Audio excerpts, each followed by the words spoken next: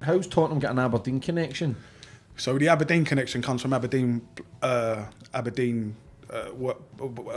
were working in London, and then back in the day, back in the old school days, and then they was working in London doing building work, so they started coming, and then Tottenham started going up there, and then like it was like a link between the firms, and it's just they were like got multiple flags together, and then I got nicked for Aberdeen versus Brighton. So Aberdeen were playing Brighton in a pre-season friendly, and we organised going up there, 4 different trains and that, and flipping gone up there. About 80 to 100 of us were up there. A Tottenham Football Hooligan has been sentenced to 2 years in prison after being convicted of violent behavior during a match.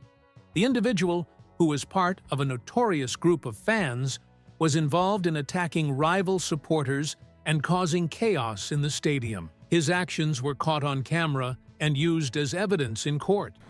But we've organised. I was on the phone to him for a little while trying to get it sorted with him, and I knew that Brighton had a little firm that were up for it, because it's like, you know what it is. You see like these little seaside towns like your Pompeys, Portsmouths, your Southamptons, your Brightons. You know what I mean? They don't sound like the biggest hardest, but they'll have it. Do you know what I mean? Like they're just game for it, you know. Like they got all these little small towns around them, and a lot of these small towns they fight a lot on all they got to do on a Saturday. Especially like when you go, even not just Portsmouth town, even small towns like Burnley, your Lincolns, you know, these places like they're Port Vales and that. They're small towns, but all they got to do on a Saturday night is have a row. They got nothing better to do. What are they gonna do? Like, do you know what I mean? So they come out and they go out on a night out, and they have a talk, and they're all tough. They're all tough men. You know what I mean? They're not dickheads. So you go to these places and you think, oh, you're playing some small little team, and it ends up fucking. You end up coming against 20 geezers who drink with each other week in, week out, who will back each other till the end. You know what I mean? Whereas you might get the city teams, and they're all from all over, so they don't really. They'll come from like Tottenham bods will come from up north, from the Midlands, from Kent, from Enfield. Do you know what I mean?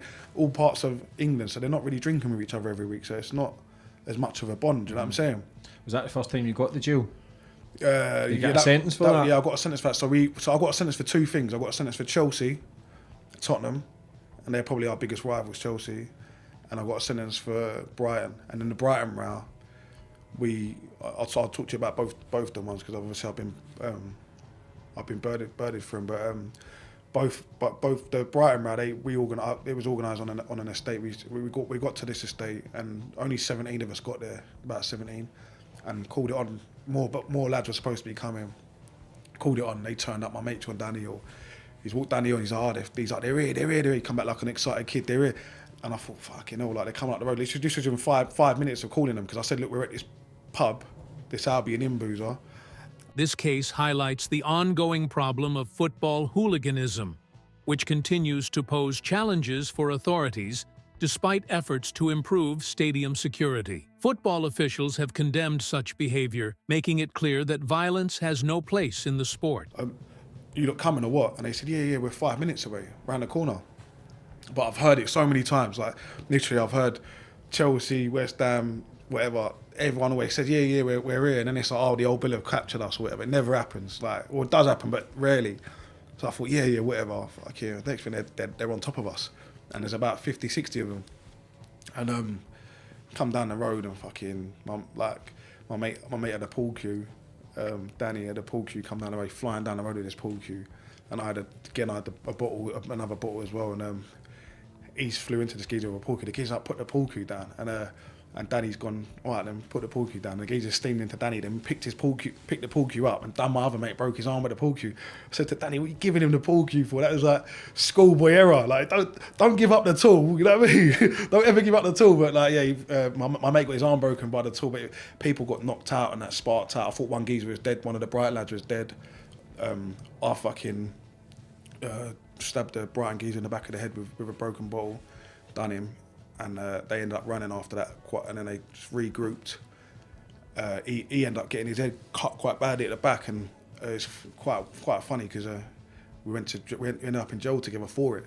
And I ended up cutting the geezer's ear and was cutting over his ear, and I was fucking, in his head. I've gone, fucking, how'd you end up with that scar? He's gone, you see, you cheeky cunt. I give him a haircut over the scar. There's a big gash. And he fucking trusted you to do it. Yeah. Silly bastard. But yeah, that's fucking mad. Yeah, cut his hair and it's going over his scar. It's quite a big Were scar. you thinking, man, I could give him it again? Nah, I was just thinking, what a day. I was thinking, what a blinder.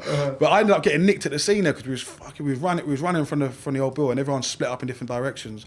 And I've run into this, run up the road with my mate, Stevie D, who's a blind, like Stevie D is one of the best bods I've ever had the pleasure of like being next to in a row and that. Game is fucked, like, game is you ain't moving, Stevie D. And me and him have ended up together and we got in this taxi driver, but we was moving hot, you know, like we'd been in a fight for 10 minutes. There was blood, fucking sweat.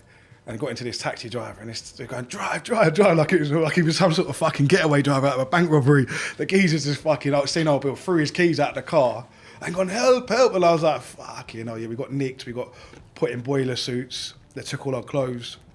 And yeah, fucking, but I thought it was going to be sweet because I thought there's going to be no cameras. This conviction sends a strong message that those who engage in hooliganism will face serious consequences. It's a reminder that football should bring fans together in the spirit of the game, not division or violence. Thanks for watching, and don't forget to subscribe for more updates on football news.